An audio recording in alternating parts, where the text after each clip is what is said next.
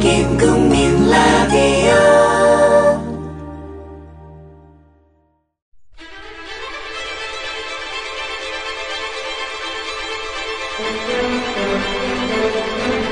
대한민국 99%를 위한 편파방송, 세상이 밝아질 때까지 여러분들의 눈을 환하게 밝혀드릴 방송, 나는 꼽살이다 호미 32회 2부 시작합니다.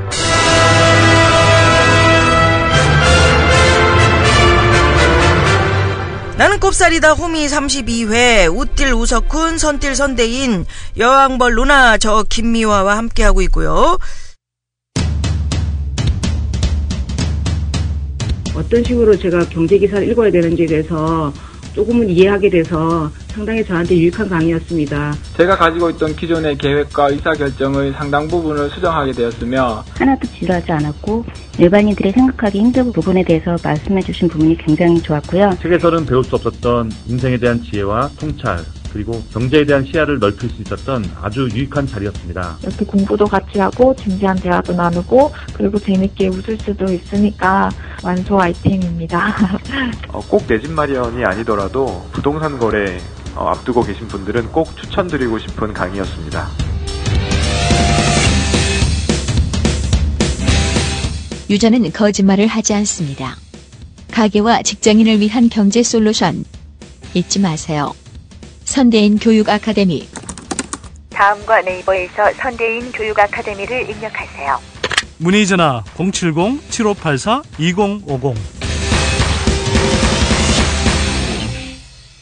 용띠리는 이제 검찰에 끌려갔고요. 자리를 비웠습니다. 얘 무거운데 끌려갔어요. 아니, 자진 출두해요. 그래도 오늘은. 그래, 용띠리 어떻게 사는지 검찰에서 궁금하다고. 얘는 끌고 가려고 그러면 트레일러가 필요할 것 같아. 그래. 궁금하다고 그래서 놀러 간 거고. 그리고 우리 알바노조의 구교현 위원장님 나오셨고요.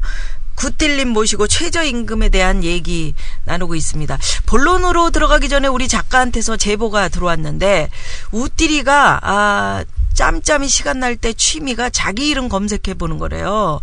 우띠리가 검색창에 우석훈 이렇게 쳐가지고 자기 기사 뭐 뜬 거 없나 있나 뭐 검색하는 거 작가가 목격했대는데, 너 연예인병 걸렸니? 우띠라. 아니, 욕을 하도 처먹고 다니니까. 누가 욕하는지는 알고 있으려고요. 그거 알아봤자 속만 상하지. 뭐하러 네 이름을 쳐서 네가 욕 처먹는 거를 그걸 보냐, 네 눈으로. 아니, 정도가 심하면 저도 소송 걸려. 아니 근데 안 하시나요? 저도 하죠. 아니 사실은 저도 가끔 검색해봐요. 요즘은 진짜 되게 검색을 안 하는 편이거든요. 하면 잘 받겠지. 한 1, 2년 전에는 일주일에 한 2번, 3번 이렇게 검색을 해봤던 것 같아요. 해보면 아니 형님처럼 진짜 이게 누가 뭐 욕하는 놈 없나 이런 것도 있는데, 어쨌거나 연구소 관련해서 이제 또 저희는 뭐 조그맣지만 사업이라도 하는 거니까 그 연구소 이미지라든지 이런 거 하고도 또 연관이 돼 있잖아요. 그래서 그렇구나. 확인을 해보는데, 해보면 늘 그 별로 좋지는 않더라고, 기분이 늘. 네. 아니 10명 중에 8명, 9명이 칭찬한다 그래도 한두 명 막 이렇게 이상한 이야기 하는 거 그거 신경 쓰이잖아요, 사실. 그래서 지나고 보니까 그냥 검색 안 해보면 속 편하더라고. 그래서 요새는 미안하지만 낙곱살 댓글도 안 보고 한참 됐어. 그렇구나. 봐야지 그런 거. 보면은 그런데요. 신경 안 쓰고 하니까 훨씬 더 좋은 것 같아요. 그렇구나. 그냥 이제 니네 나이 정도면 신경 안 쓸 나이가 됐어. 네. 아니 왜 뭐 작가들이 뭐 제가 좀 재밌어졌다 이럴 때 있잖아요. 언젠가부터 댓글 신경 안 쓰니까 막 말하게 되더라고. 그래서 앞으로도 댓글 안 보려고. 저도 사실은 뭐 연예인이기 때문에 뭐 내 이름 좀 이렇게 뭐 기사 같은 거 나오면 뭐 없나 그러고 이제 보는데, 내 이름보다도 요새는 변희재 씨를 더 많이 내가 보는 것 같아요. 이제 뭔 일 하고 있나 궁금하기도 하고 정이 들었어요, 그간에. 지금 관악을에는 저 썩어 빠진 새누리당 새정치연합만 있는 게 아닙니다. 대안이 나와 있습니다. 평소부터 이들 두 정당을 비판 감시해왔고 이를 실천해온 권위제가 기호 7번에 나와 있습니다. 대안이 나와 있다면 굳이 투표장 안 가는 소극적 방법보다는 보다 더 빠르게 저 썩은 정당들을 해체시키고 심판할 새로운 후보 견의자를 선택해 주십시오. 말 나온 김에 당부 하나 해야 되겠다. 제가 일부러 검색 안 하는데 꼭 왜 뭐 트위터 친구라면서 팬이라면서 꼭 검색해서 알려주시는 분들 있잖아요. 안 알려주셔도 됩니다. 아니 그게 좋은 분이야. 왜냐면 나쁜 얘기도 네가 귀담아 들을 필요가 그러니까 있지. 한편으로는 감사하기도 하고 또 이제 메롱 잘 모르실까봐 사실은 내가 올려. 눈이 배우지. 다 색출할 거야. 알바 노조 하면서 우리 구교현 위원장님한테도 그런 뭐 댓글 많이들 올릴 것 같아요. 네, 댓글이 뭐 저희 이제 최저임금 1만 원 하자고 이제 2년 전부터 했는데 처음 저 뭐 이렇게 그런 얘기 하니까 신기해가지고 이제 인터넷 기사 이런 데 좀 떴었거든요. 댓글이 저희가 뭐 한 10,000개 정도 달린 적이 있었는데. 우와, 많이 달렸다. 네, 좋겠다, 인기 있어서. 99%는 다 욕이었습니다. 정신이 나갔다. 경제관념도 없다. 도대체 무슨 상식이 있는 거냐, 뭐 이런. 나한테 경제관념 없다고 그런 사람도 있거든요. 있어. 그 일국의 박사예요. 예. 뭐 자, 그래서 이제 최저임금을 대폭 올리자 이런 주장을 하고 있는 거고 우리 알바노조에서는 당연히 전경련이나 경총이나 뭐 기업 쪽에서는 반대. 첫 번째로 내세우는 논리가 기업 경쟁력이 떨어진다.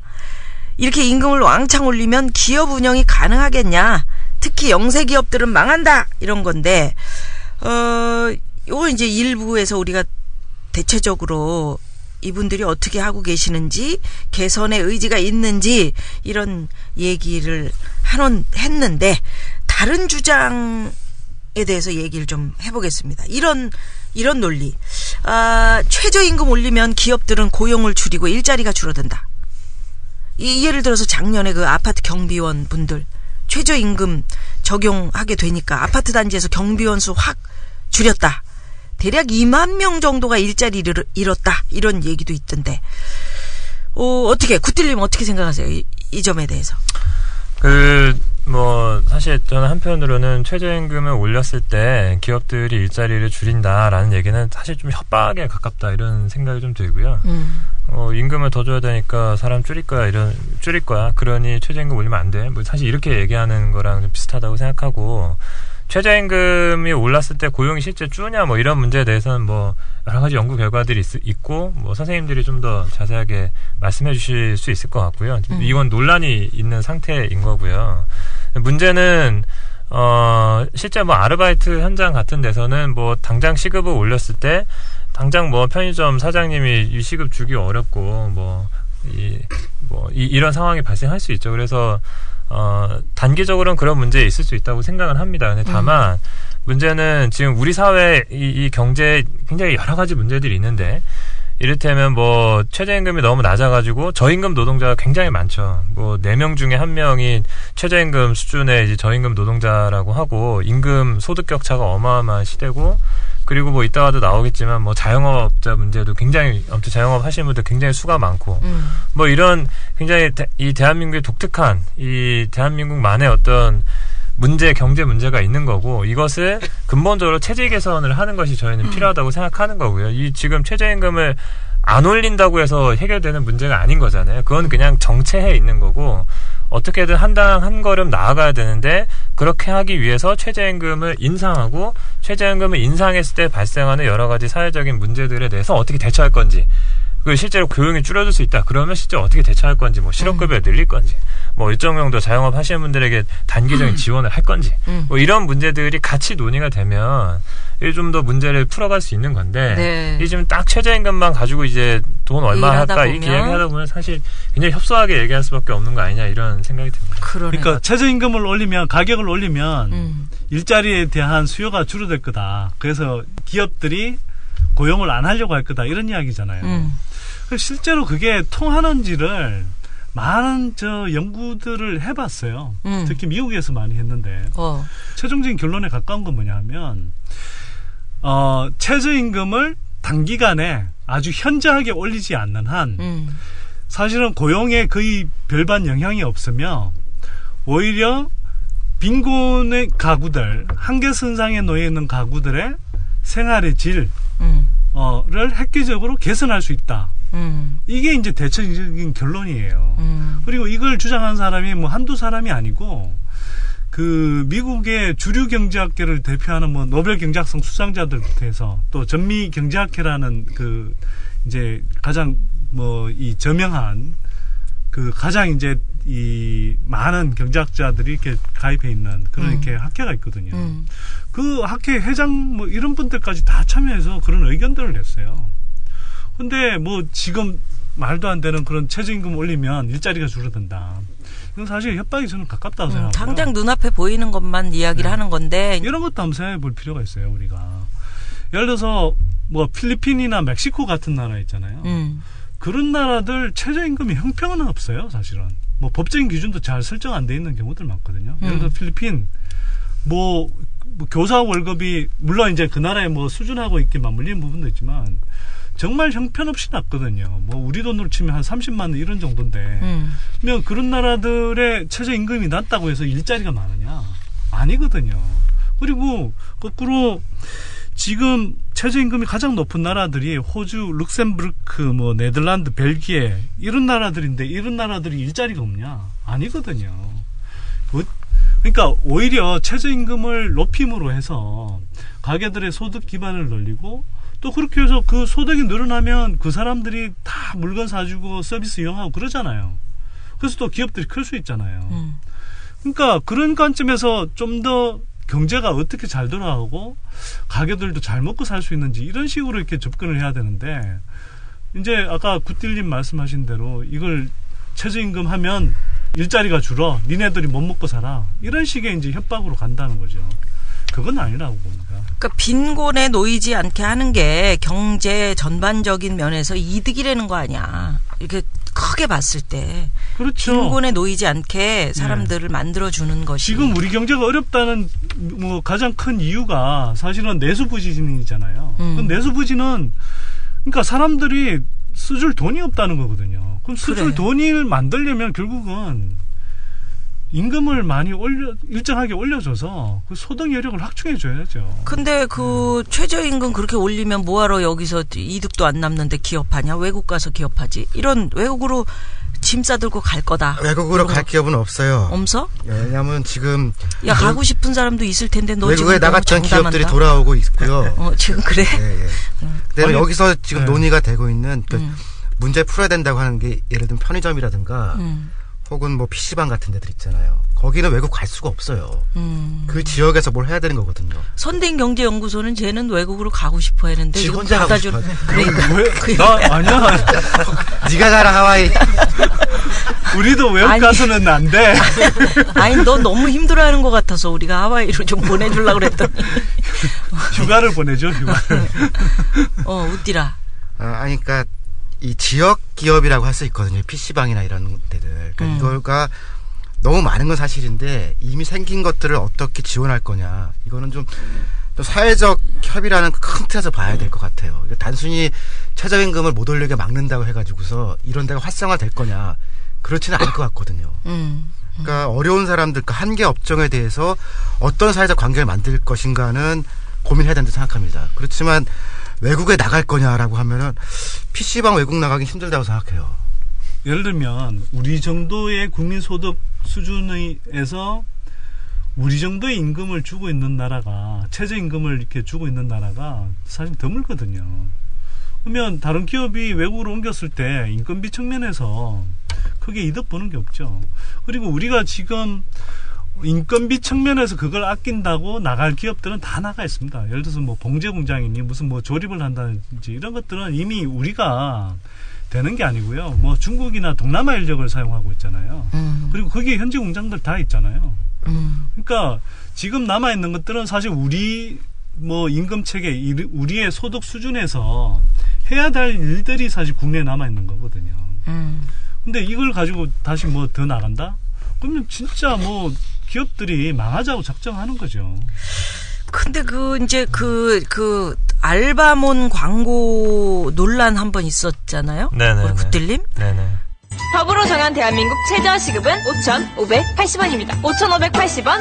이런 시급 조금 올랐어요. 조금 370원. TV 광고에 그 걸스데이 해리가 나와가지고 최저임금이 시간당 5,880원인데 야간 수당은 1.5배다. 사장님이 최저임금 안 주면 앞치마를 던지고 나와라.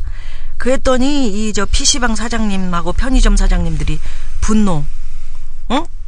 그 한국 인터넷 콘텐츠 서비스 협동조합? 예. 거기가 아마 PC방 사장님들 모임이라고 할 수 있는데 여기서 공개적으로 뭐 항의 성명도 내고 광고 만든 알바 구직 사이트 보이콧 운동도 하고.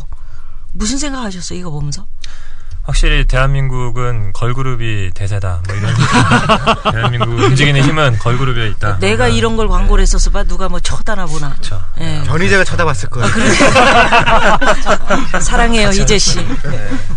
아무튼 뭐 이게 우리 사회에 있는 이제 이런 갈등과 논란은 그대로 보여준 건데 대한민국에 자영업 하시는 분들이 굉장히 많죠. 뭐 500만 넘는다고 하고 뭐 OECD 평균에 비하면 2배 정도 된다고 하고 굉장히 많은데 이 많은데 이유는 사실 이분들이 자영업 하시고 싶어가지고 하시는 게 아니라 이 적당한 일자리가 없어서 그런 거거든요. 영세 사업이잖아요. 청년들도 다 창업하고 실업 허덕이니까 또 이제 중년층에서도 뭐 계속 일을 해야 되는데 직장 못 구하면 또 창업하시는 분도 많고 대한민국에 또 프랜차이즈 시스템이 잘 발달돼 있어서 돈만 어디서 잘 빌려오면 어디든지 그냥 하루아침에 편의점 차려주고 커피 전문점 차려주고 다 차려줍니다. 그리고 결국 망하죠. 그렇죠. 그리고 이제 망하는 거죠.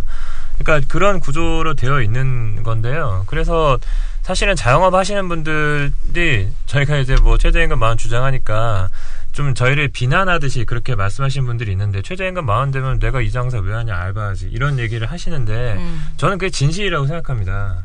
굳이 이렇게 빚지면서 이렇게 자영업 하실 이유가 없는 거예요. 그러니까. 이게 뭐 장사를 해도 잘 안 되는 이런 구조에 있고 계속 빚이 늘어나는 상황인 건데 좋은 일자리 늘어나면 그 일자리를 가져야 되는 거죠. 그게 그쵸. 당연한 거죠. 그래서 저는 이제 최저임금을 이 사회적인 임금 수준을 올려가지고 전체적으로 좋은 일자리 만들어야 된다 이런 거고 지금 현재 자영업 하시는 분들의 가장 큰 어려움은 저희가 볼 때는 임금도 임금인데 임대료 그리고 뭐 이렇게 금융 수수료 그리고 뭐 결국은 너도 나도 뭐 자영업 하니까 그런 통계가 있던데 전 세계에 있는 맥도날드 매장 수보다 대한민국 통닭집이 더 많대요.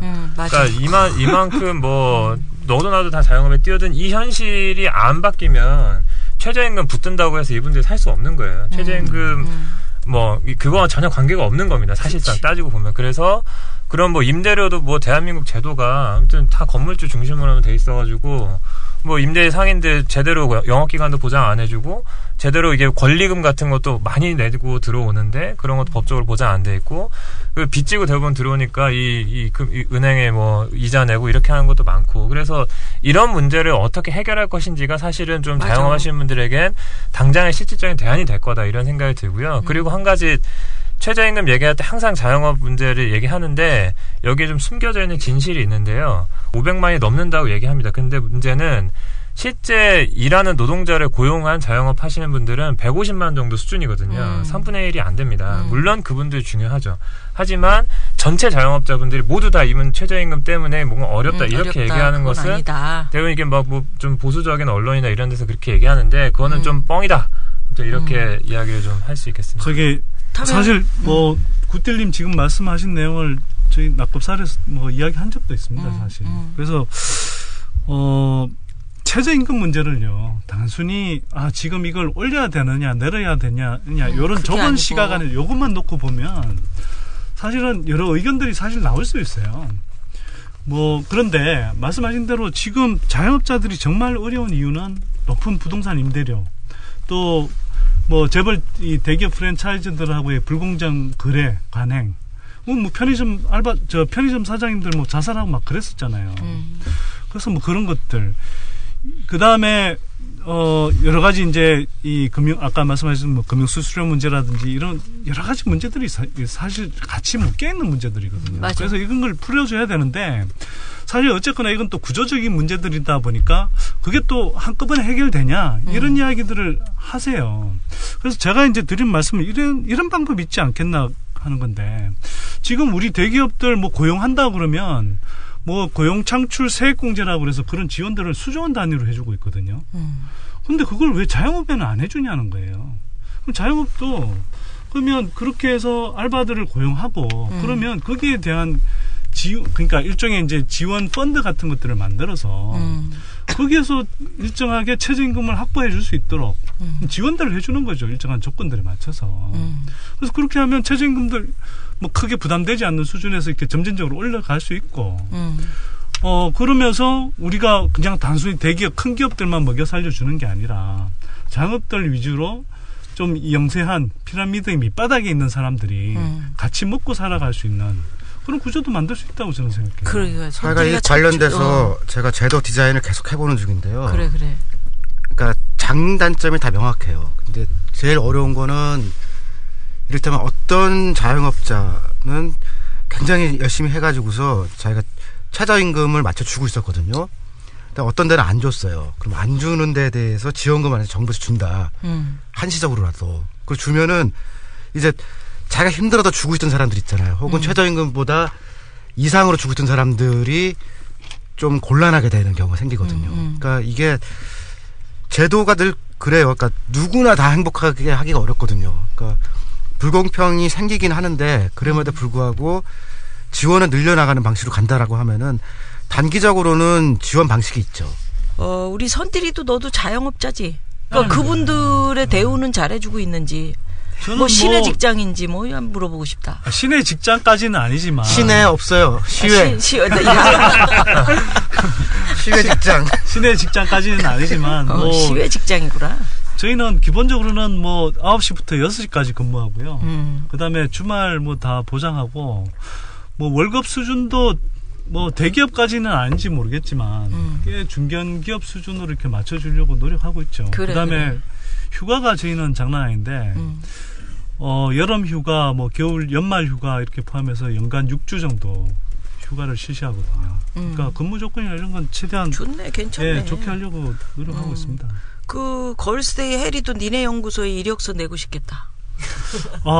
그러면 해리가 내면 뭐 받고 싶은데요. 얼마를 줘야 될까?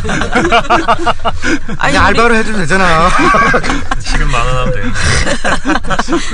우리 지금 여기 저 국민 TV 밑에 그 카페에서 지금 녹음을 하고 있는데. 근데 이건 있어요. 그냥 왜 뭐 아까 열정페이 이야기도 했지만 사실 야 니네들 뭐 배우는 경험 이거 돈으로 환산하면 얼마냐 이런 식으로 들이대면서 이제 뭐 이 열정을 착취하잖아요, 사실은. 저는, 정말 그런 관행들은 참 악하다는 생각이 들어요, 솔직히. 아니, 나 지금 그 얘기 하려고 그랬어. 앞에 지금 우리 스튜디오 앞에 드럼 세팅을 엄청나게 저 열심히 하고 있는데 꼭 음악하는 사람들은 저렇게 한 사람은 싸이 같고 한 사람은 백두산 같고 이런 특징이 있어. 저분도 지금 이제 마이크 줄을 막 저기 지금 풀르고 있잖아? 드럼 앞에서 이분이 배를 내밀고.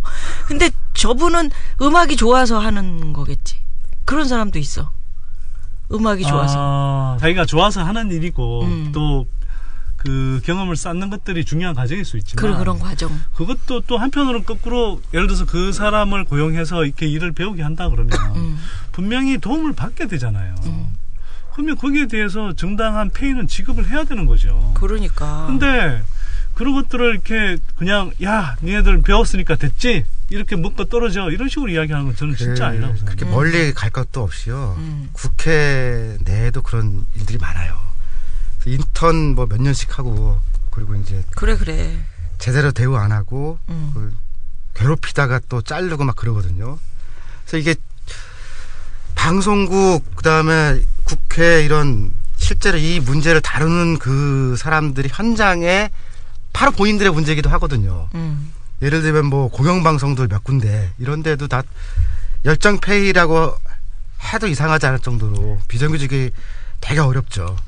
그래, 진짜 우리 저 굿딜님이 대단한 일을 해낸 건데 그렇게 열정페이에 대한 문제 의식의 어떤 모티브를 사회에 던져줌으로 해서 여러 곳에서 이것은 내가 정당하지 못하게 돈을 주고 있네 또는 내가 돈을 받고 있네 이렇게 좀 사람들이 좀 움직이고 있다는 거. 예. 그래서 뭐 뭐 저희가 혼자 한 건 아니고요. 이제 여러 뭐 청년 유니언이나 뭐 패션 노조 이런 예, 같이 저희 이게 좀 했는데 다음 주에 저희가 토론회가 있어요. 안 그래도 이제 패션 쪽에서 사실 이제 열정페이 문제가 많이 불거졌고 그래서 이상봉 디자이너께서 회장으로 계신 분 여기 패션 디자인 연합회하고 저희 쪽하고 청년 이런 노동조합들하고 공동으로 토론회가 있습니다. 주제는 열정페이고 이 문제를 좀 어떻게 우리가 극복해 나갈 거냐 넘어설 거냐 이런 얘기를 하고 있어요. 그래서 그런 게 좀 어떤 문제 해결의 단초가 되었으면 좋겠어요. 그 이상봉 선생이 좋은 일도 참 많이 하시고 그런 분인데 그 열정페이 문제에 얽혀가지고 막 상장 받고 막 이런 게 막 그냥 그분만 도드라지게 이렇게 또 나타나서 요번에 진짜 깜짝 놀란 게요. 패션 디자인을 뽑는데 육체적 조건을 본다는 거예요. 키도 그래? 보고. 그러면 우리 같은 사람은 어떻게 되는 거예요? 디자인 안 되는 거죠. 그러니까 모델도 하고 디자인도 할 수 있는 동시에 가능한 사람을 뽑는다는 거예요. 피팅 모델 가능한. 전 세계 유일하게 우리나라만 그렇다고 하더라고요. 아니 근데 내 얘기는 그렇게 이제 그런 문제 제기를 했을 때 그쪽에서 함께 그렇게 이야기를 하겠다고 하는 그 자세.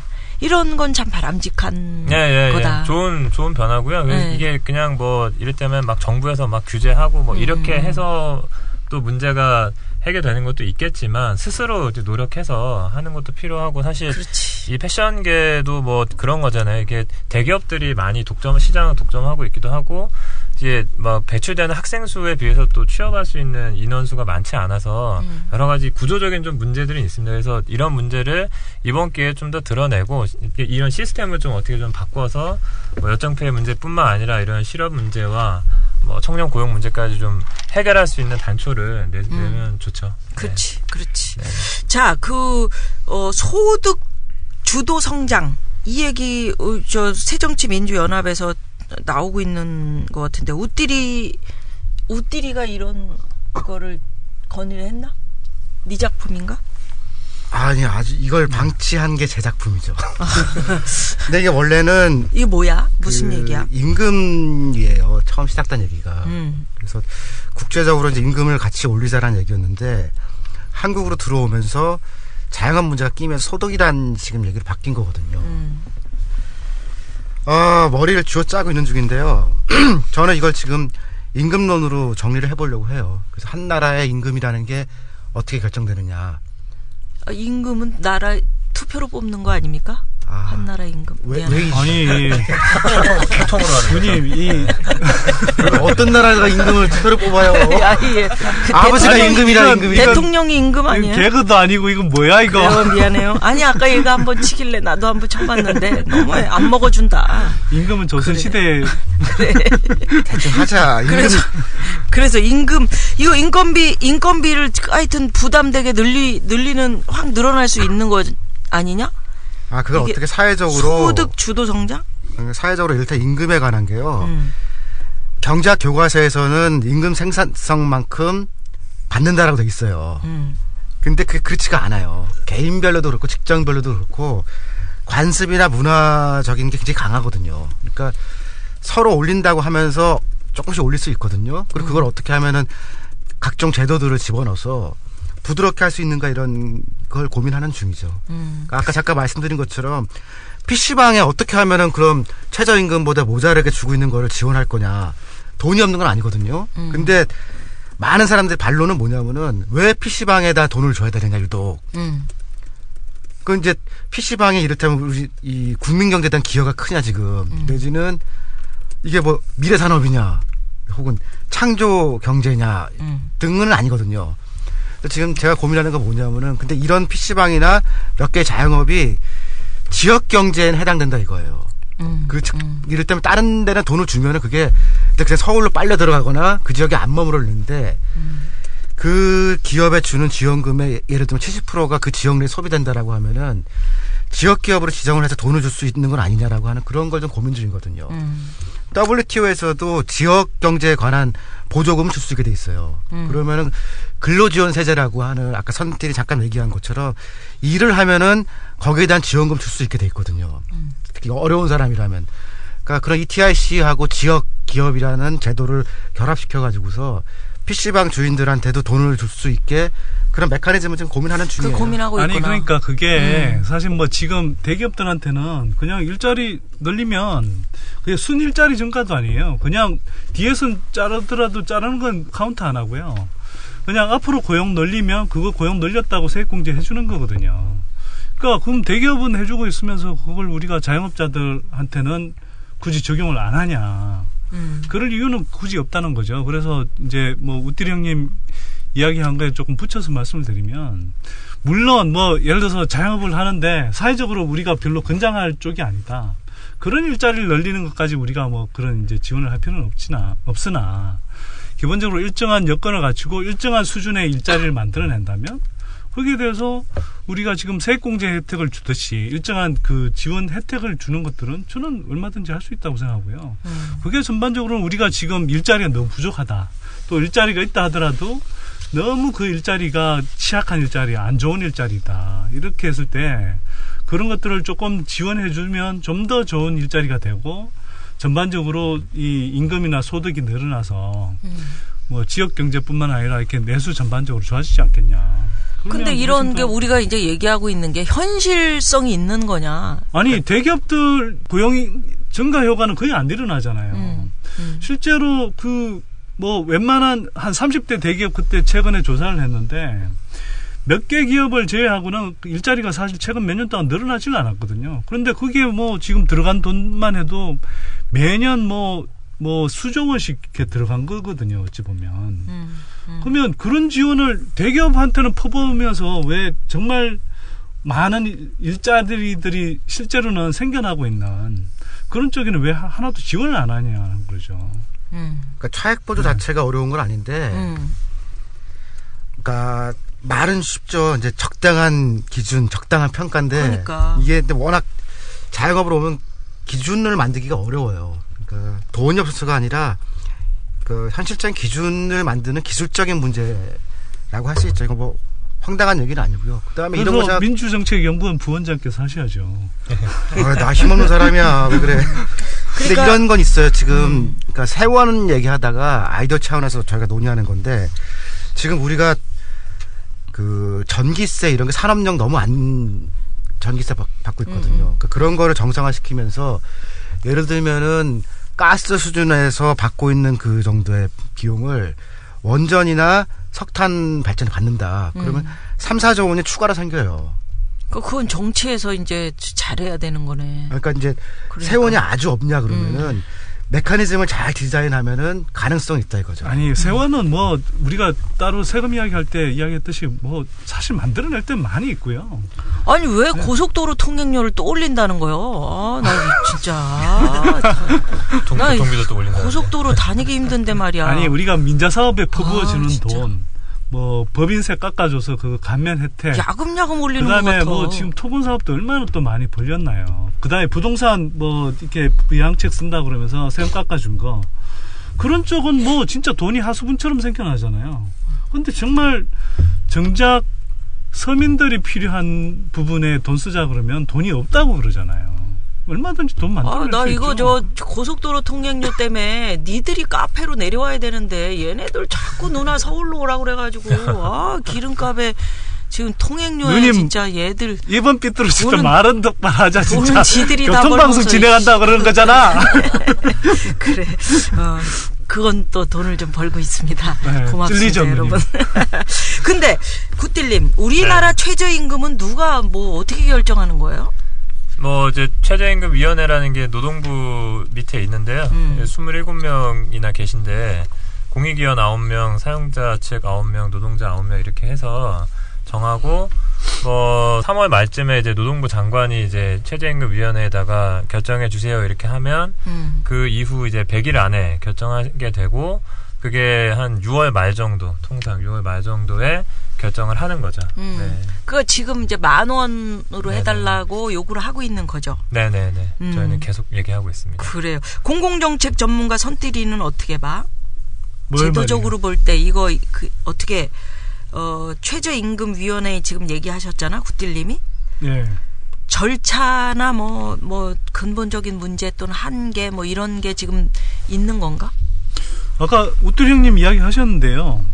사실 노사공 이렇게 이제 3자가 협의하는 구조가 형식적으로는 돼 있는데 다 빠지고 뭐 실제로는 노사의 경우는 완전히 정반대 입장을 계속 달려요. 그러다가 결국은 이제 공익위원들이 정부 지침을 사실상 받아서 그 수준에 맞춰서 늘 결정을 하거든요. 지금 우리가 노조가 워낙 취약하고 노조 가입률이 굉장히 낮잖아요. 전 세계적으로 비교했을 때. 그래서 노조가 정말 이제 전체 노동자들을 이렇게 대표할 수 있는 힘을 좀 가져야 되고요. 그렇게 해서 대등한 협상력을 가지고 그렇게 논의할 수 있는 테이블을 만들어야 되는데 그냥 계속 노조는 뭐 약해질 대로 약해져 있는 상태에서 그냥 테이블에 앉혀놓고 그러다가 뭐 양쪽이 이렇게 뜻이 안 맞아서 나가버리면 결국 정부가 그냥 하자는 방향들을 끌고 가는 이런 식으로는 헐만 좋을 뿐이지 결국은 뭐 정부가 정하해버리는 거잖아요. 어찌 보면. 최근에는 그걸 보완하기 위해서 그러니까 법안이 몇 개 제출돼 있거든요. 그러니까 이걸 아예 그냥 법으로 박아서 얼마라고 해버리자라고 하는 그런 논의들이 있어요. 법안도 몇 개 제한된 게 있고요. 그럼 그게 그러니까 이게 조금 뭐 약간은 뭐 우스개 비슷한 그런 아이디어라고 생각할지 모르겠는데 이런 제안도 있더라고요. 아예 국회의원들 세비 받는 거하고 연동을 시키자. 그러면 최저임금이 상당히 빠른 속도로 올라갈 거다. 그렇잖아요. 세비 올리는데 얼마나 적극적이에요, 사람들. 자기네들 뭐 단 하루만 국회의원으로 있어도 평생 연금 받아 먹을 수 있는 그런 구조도 만들었잖아요. 연금은 이제 안 줘, 그거는. 네. 아니, 그러니까 그런 시도도 했었잖아요. 그러니까 지금 그런 정도로 자기네들 그 이권을 살피는 시기면 거기에 그 한 10분의 1 정도의 그런 노력과 에너지만 쏟으면 최저임금은 훨씬 더 빨리 올라갈 수 있다. 굿딜님 뭐라고요? 선딜이가 얘기하는데 우리가 얘기하는 건데.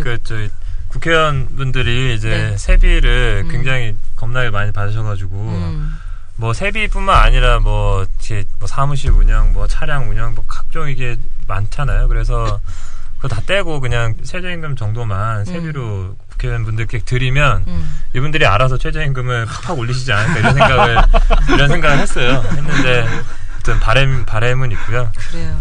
이 최저임금 제도 관련해서 그냥 한 말씀 더 드리면 얼마 전에 그 사용자 측 위원으로 오시는 분과 같이 토론장에 나갔는데 그분이 한 27년간 최저임금 문제를 다뤄오셨는데 그분이 그렇게 얘기하시더라고요. 자기가 수없이 많은 회의를 다녀봤는데 이렇게 비효율적이고 비생산적인 회의는 당최 본 적이 없다. 이런 얘기를 하시더라고요. 그러니까 어차피 노동자 측이 무슨 주장을 할지 사용자 측이 무슨 주장을 할지 서로 뻔히 다 알고 어차피 공익위원이 얘기하는 게 그냥 정해지는 건데 이걸 왜 하고 있지? 이제 이런 생각을 한다는 거죠. 그래서 이게 제도가 바뀌어야 되는데 실제로 뭐 최저임금 얘기할 때 계속 뭐 자영업 얘기하고 정부는 뭘 지원해야 되고 뭐 이런 얘기를 하는데 그런 건 주제가 안 되니까 주제로서 올라올 수 없으니 그냥 금액만 가지고 얘기하는 거고 뭐가 논의의 진전이라는 게 이루어질 수 없는 거다. 그래서 이게 좀 지금 구조에서는 어렵다. 이게 주제를 더 다양하게 하고 이 문제 위상도 좀 높이고 이렇게 해야 되지 않나라는 얘기를 하고 있는 거죠.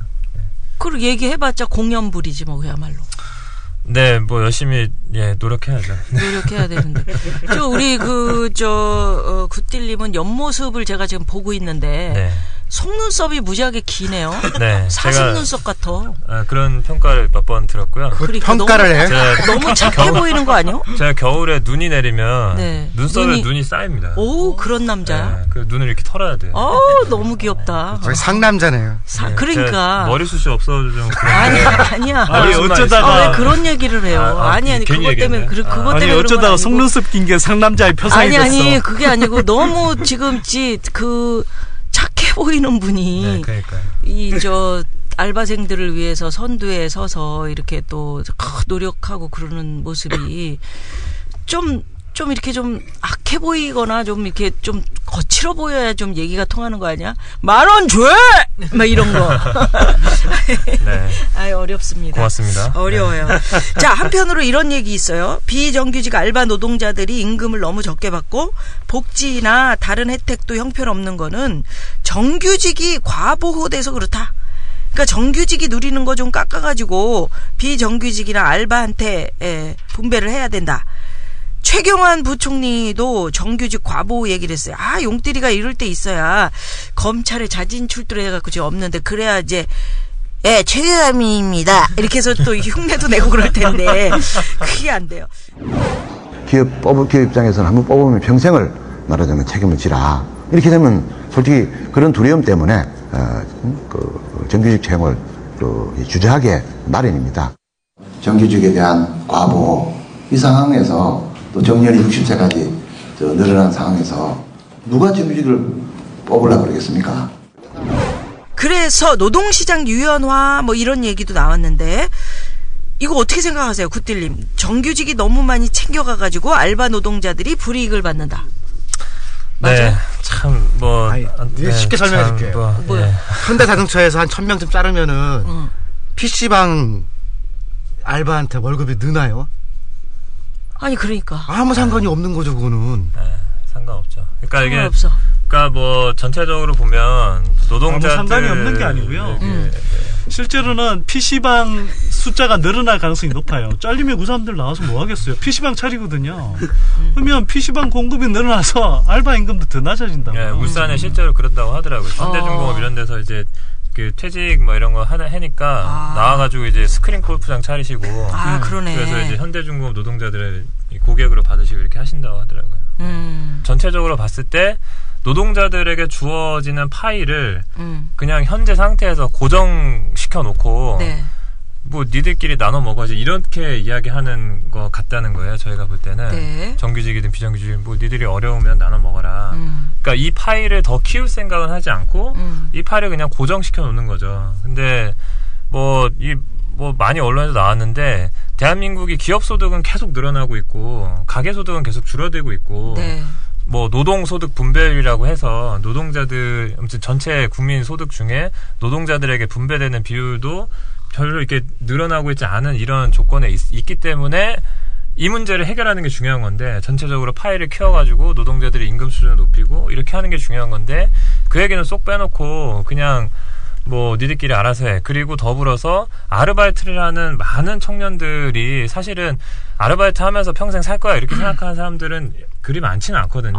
거의 없는 그렇죠. 거죠. 탈출하고 싶어 하고 더 좋은 일자리 당연히 가지고 싶어 하죠. 미래를 안정되게 설계하고 싶으니까. 근데 지금 정규직 노동자들, 정규직이 되고 싶어 하는 건데 이 정규직 노동자들의 임금을 이렇게 제한하고 고용을 해고 요건을 완화하고 이런 식으로 간다고 하면 또 이 사람들도 정규직 꿈을 꾸고 있는 건데 탈출구가 이제 없어지는 거죠. 외환위기 이후에 큰 흐름에서 보자면 기업 소득 비중이 많이 늘어났어요. 가계 소득 비중 많이 줄었고. 근데 최근 몇 년은 사실 기업 소득도 늘지는 않거든요. 근데 저희가 이제 그런 이야기를 했었잖아요. 기업들도 결국은 물건을 사주고 저 서비스를 이용해주는 소비자가 있어야 되는 건데 이 소비자들이 소득이 늘지 않아서 더 이상은 제품과 서비스를 구매해주지 않는다. 그럼 기업 실적도 나빠질 수밖에 없거든요. 한번 생각해보시면 지금 웬만한 내수 제품, 수출 제품들뿐만 아니라 내수 제품들도 다 죽쓰고 있거든요, 지금. 근데 뜨는 거 하나가 뭐냐면 그냥 중국 내수 시장, 소비 시장에 이렇게 성장하면서 거기에 이제 물건들 팔 수 있는 그런 기업들 말고는 지금 실적이 좋아지는 기업들이 없어요. 계속 이렇게 갈 수 있냐 하는 거죠. 그래서 말씀드린 게 뭐냐 하면 사실은 아까 이제 파일을 키우자는 말씀을 하셨는데 우리가 파일을 키우지 않고 그냥 노동자들 니네들 있는 몫에서 나눠가죠. 그러면서 사실 전반적으로 계속 열악하게 만들어 왔잖아요. 그렇게 외환위기 이후에 10수년 동안 해왔는데 우리가 정말 경제가 좋아지고 있느냐 하는 거죠. 그게 꼭 가게 입장뿐만 아니라 기업 입장에서도 지금 좋아지고 있느냐. 기업 좋은 쪽으로 가고 있지는 않잖아요. 그러면 정말 새로운 돌파구를 만들어서 서로 윈윈 할 수 있는, 그래서 파일을 키워서 이익을 나눠 가질 수 있는 그런 이제 생각들을 좀 해야죠. 그러니까 심지어 중국 같은 데도 우리보다 지금 경제 발전 단계는 훨씬 낮잖아요. 중국도 지금 하는 게 뭐냐면 우리처럼 부동산 부풀려서 건설 투자 많이 하고 수출 많이 해서 이렇게 성장해오던 나라조차도 이제는 내수가 중요하다 그러면서 지금 임금을 대폭 올리고 있거든요. 물론 이게 일정하게 부담이 되면서도 중국 그 지도부가 판단한 건 뭐냐면 이렇게 해서 소득이 늘어나야 결국은 중국 경제가 장기적으로 지속 가능하게 성장할 수 있다. 이런 지금 판단하는 거거든요. 그러니까 왜 우리보다 지금 더 늦게 저 경제 발전에 이렇게 나서고 있는 중국만큼도 못 따라가냐 이거죠. 그러니까 선띠리가 주장하는 게 내수로 지금 죽집만 늘어나서 잘 되고 있다. 죽 쓰고 있다는 게 그 죽집만 잘 되고 있다는 얘기지. 죽집도 안 돼요, 요즘. 네, 죽집도 안 돼요? 그래요. 왜 죽 만드는 기계가 잘 팔려요. 아이, 그렇습니다. 자, 알바노조에서 계획하는 뭐 권리 찾기 사업이나 프로젝트 이런 거 있을 것 같아요. 굿딜님.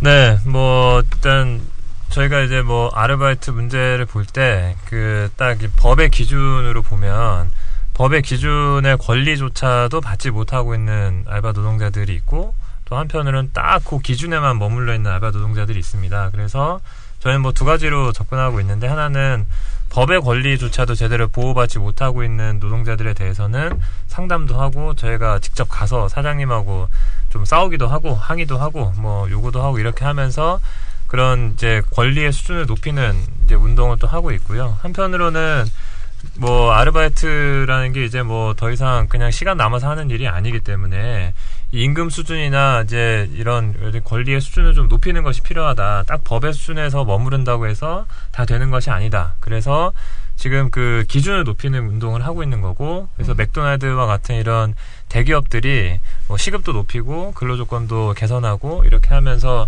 아르바이트 노동자들의 근로조건을 좋게 만들어야 된다. 이런 운동을 하고 있고요.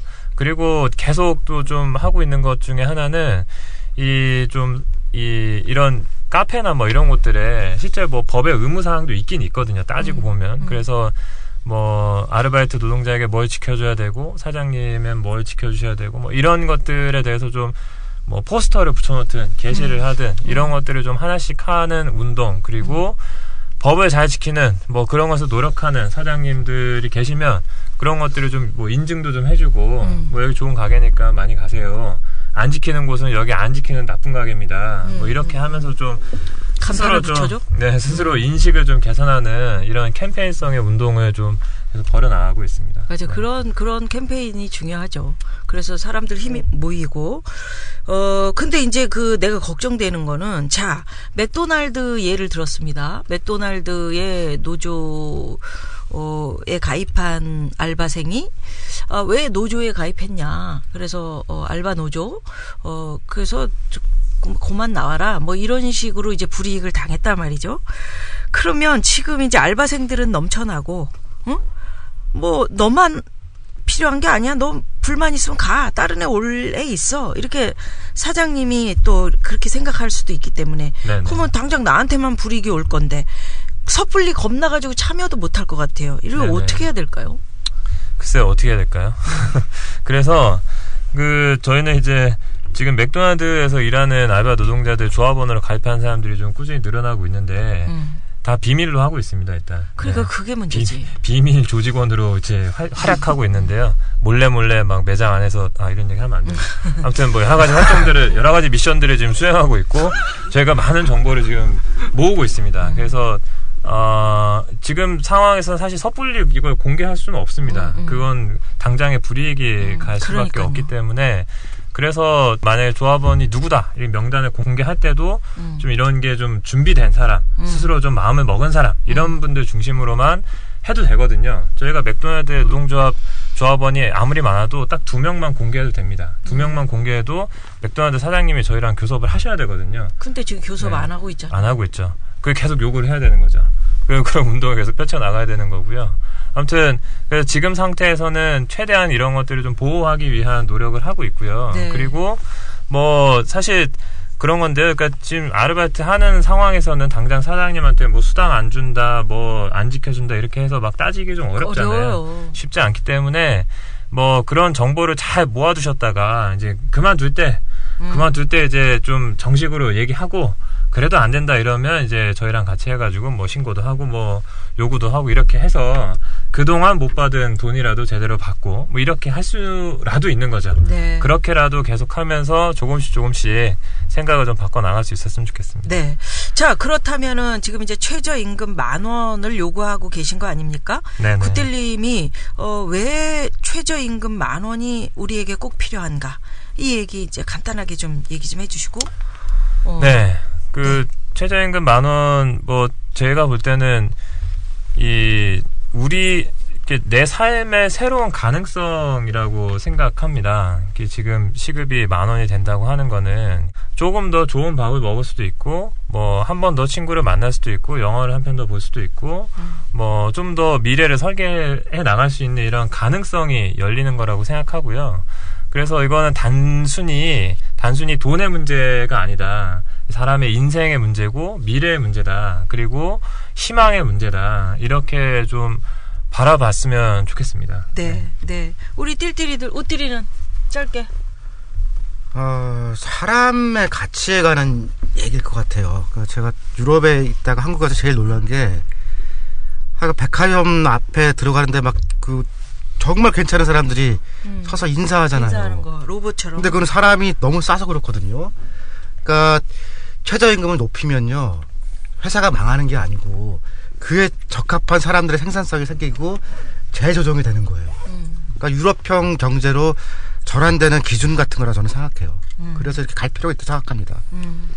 손길이 비슷한 이야기인데요. 뭐 저희가 낙곱살 초반에 집값, 땅값은 좀 내리더라도 사람값은 좀 올리자 이런 그래. 이야기를 했는데, 사실 대부분의 선진국들 보면 사람값이 높아요. 오히려 아까 뭐 제가 필리핀도 그러고 멕시코 이야기했지만, 그런 나라들일수록 오히려 사람값이 되게 낮거든요. 정말 우리가 뭐 예를 들어 뭐 지식 산업이다, 뭐 정보화 시대다, 뭐 이게 기술 혁신 뭐 이런 이야기들을 쭉 할 때, 그건 다 사람의 이 창의성이나 지식이나 이런 노동력에서 나오는 거잖아요. 그걸 누가 대신할 수 있는 게 아니지 않습니까? 그러면 우리가 임금 수준은 올려주더라도 거기에 맞게 그 사람들이 안정된 일자리 또는 안정된 소득을 바탕으로 해서 그 생산성이 더 높아지도록 선순환 구조를 만들 노력들을 해나가야 되는 거고요. 그렇게 했을 때 진정하게 선진국이 되는 거지. 그렇게 하지 않고 계속 우리가 무슨 동남아 수준의 그런 경제를 구현할 것도 아니면서 계속 낮은 수준의 임금 가지고 뭐 경제를 꾸려가겠다? 그건 더 이상 통하지 않는 방법이라고 저는 생각해요. 그래서 바뀌어야 됩니다, 이제는. 그래.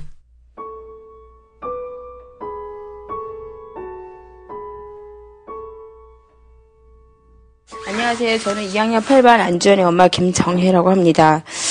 제가 둘째 아이를 낳으려고 병원에 있는데, 아빠가 우연찮게 자동차 조립을 사줬는데, 아이가 혼자 그거 심심하다고 하면서 혼자 다 뚝딱 만들어내는 거 보고, 얘는 자동차에 대한 소질이 있는 애구나 생각을 했었는데, 점점 자라면서 자동차에 대한 관심을 정말 증폭시키더라고요. 그래서 한양대학교 미래자동차공학과에 진학하려는 꿈을 갖고 열심히 공부를 했었어요. 그러다가 도중에 자기가 취미생활로 기타를 또 하려고 하더라고요. 그래서 기타가 중학교 2학년 때 이모한테 사달라고 해서 이모가 그냥 연습용 기타를 인터넷에서 홈쇼핑에 주문해가지고 사줬는데, 그 기타를 가지고 얘가 혼자서 유튜브 동영상을 보면서 연습을 해가지고 그냥 장난이려니 생각을 하고 크게 생각을 안 했는데, 어느 날 곡을 완성하더라고요. 그래서 이 기타에 대해서 또 자기가 또 이렇게 좋아하니까 이렇게 하는구나 생각을 하고, 지금 현재는 주연이 전자기타, 엄마 아빠가 사준 전자기타만 집에 남아있고요. 주연이가 못 이룬 꿈이 지금 그 자동차 연구원이라는 그 꿈을 못 이루고 갔기 때문에, 동생이 그 일에 대해서 또 좀 더 자기도 자동차에 대한 관심을 또 우연찮게 또 보이고 있어서 더 마음이 아프더라고요. 주연이는 그렇게 자기가 하고자 하는 일에 더 열정을 갖고 정말 성격도 많이 쿨해서 친구들과의 사이도 너무 좋았어요. 이번 주연이 생일 모임에 친구들이 왔는데, 주연이에 대한 얘기를 농담반 진담반 섞어서 얘기를 해주는데, 제가 몰랐던 얘기를 해주니까 너무 기분이 좋더라고요. 아무리 나쁜 생활을 했어도 그게 이제는 그렇게 기분 좋은 이야기가 될 수 있었다는 게 너무 마음이 아프지만, 한편으로는 주연이에 대한 못해줬던 것들을 그나마 엄마 몰래라도 했다고 생각을 하니까 기분이 좋더라고요.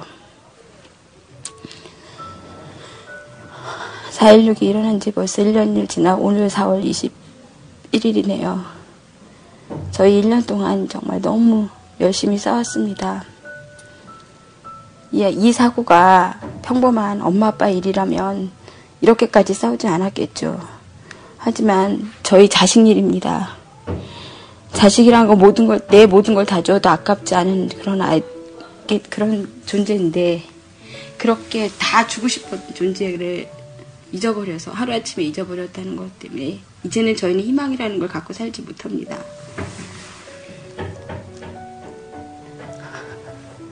평소에 내 자식의 소중함을 모르고 살던 부모도 이 일로 인해 더 자식의 소중함을 깨달으시리라 생각됩니다.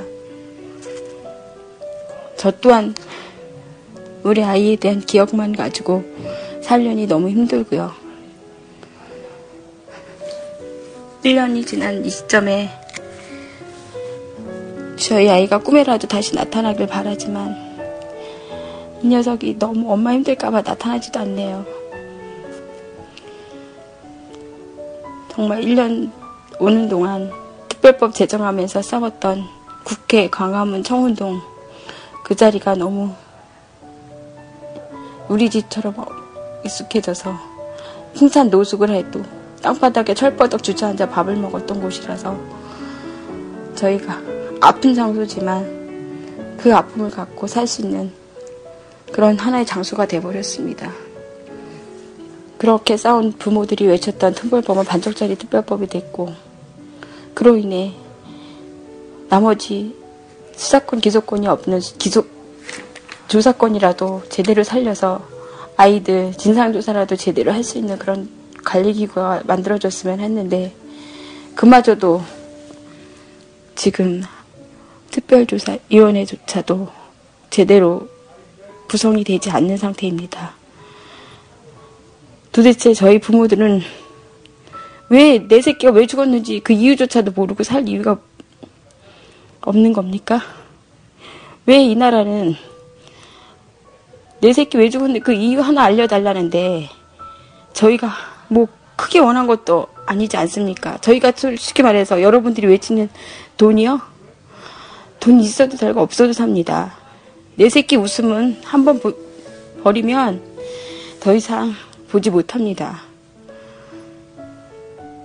그렇기 때문에 정말 그 즐거운 수학여행에서 간 내 새끼 왜 죽었는지 그 이유 하나 알려달라고 하는데 그게 그렇게 어려운 일입니까?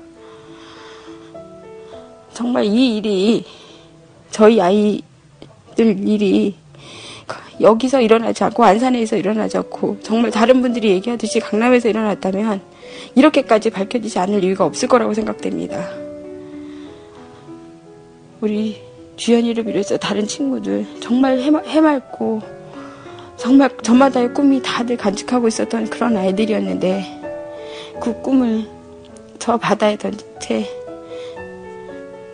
엄마 아빠의 별이 되어서 가슴에만 지금 반짝이고 있습니다.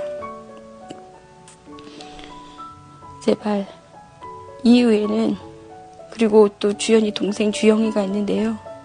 이 이후에는 정말 이런 일이 일어나지 않아서 주영이가 안전하게 살 수 있는 그런 나라에서 제 새끼를 키우고 싶습니다.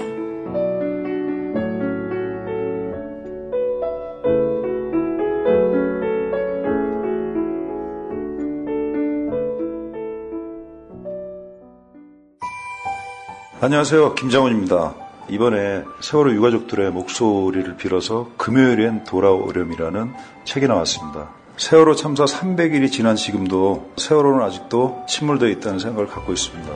진실은 영원히 그것이 밝혀질 때까지 함께 해야 한다고 생각하고 여러분들이 정말 정의라는 글자가 마음속에 있다면 꼭 책 읽고 기억해 주시길 바라고 저도 절대 지치지 않고 이 일이 해결될 때까지 영원히 함께 하겠습니다. 금요일엔 돌아오렴. 세월호 작가 기록단이 기록한 240일간의 세월호 유가족 인터뷰집. 함께 읽어주세요. 그들을 위해서, 우리를 위해서. 창비.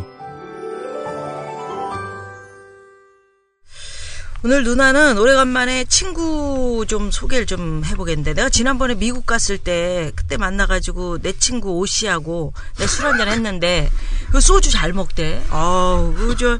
세주, 쫙쫙 땡겨, 딜리셔스, 막 이러면서 먹는데, 성이 오시고 이름이 바마야. 내 친구 오바마가 올 1월에. 아니, 미국식으로 하면은, 바마 오잖아, 그럼.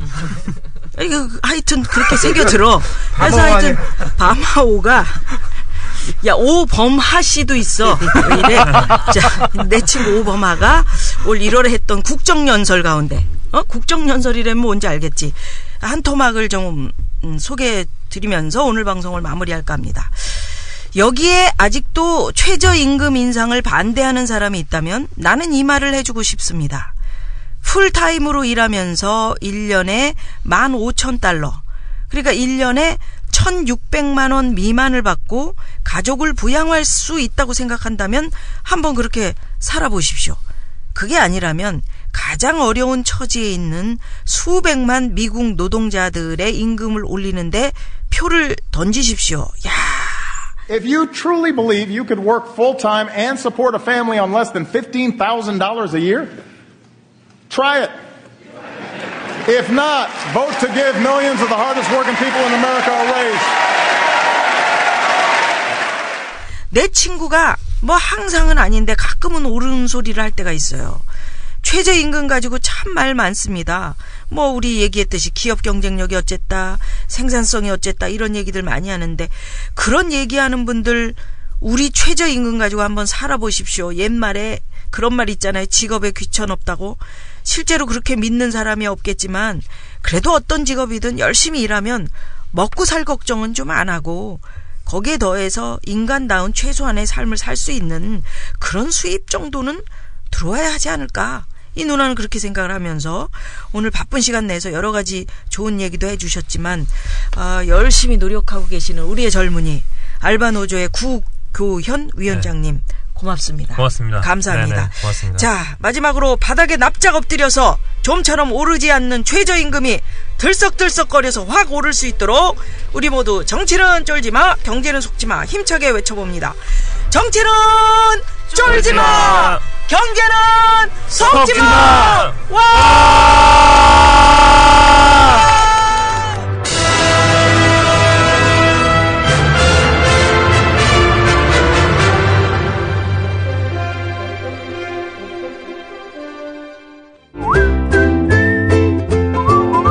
국민라디오 팟캐스트 응원하는 가장 쉬운 방법 아시나요?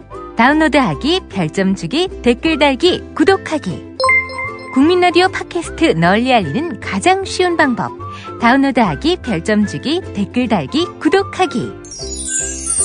기억하세요. 다운로드하기, 별점 주기, 댓글 달기, 구독하기.